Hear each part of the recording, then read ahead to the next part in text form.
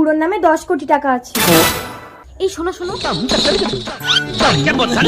ধনা, এরা সবাই তোমাকে বুড়োই ভেবেছে। আসলে আমি যে পালিয়ে বিয়ে করব বলে তোমাকে বুড়ো সাজিয়েছি ওরা কেউ জানে না। তুমি আমার বান্ধবীর বাড়িতে থাকো, আমি বাড়ি থেকে পরিস্থিতি দেখে এসে তোমাকে নিয়ে যাবো।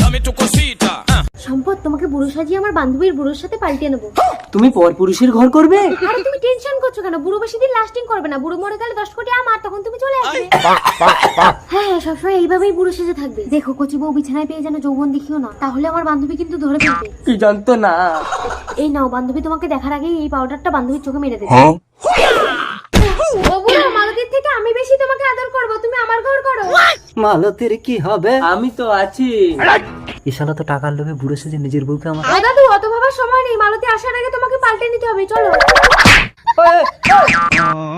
ওই বুড়ো, কিছু করবি না বলে দিচ্ছি। কি হয়েছে ধনা? সালাই সেরে ওরে বাবারে, আমি তো চোখে কিছু দেখতে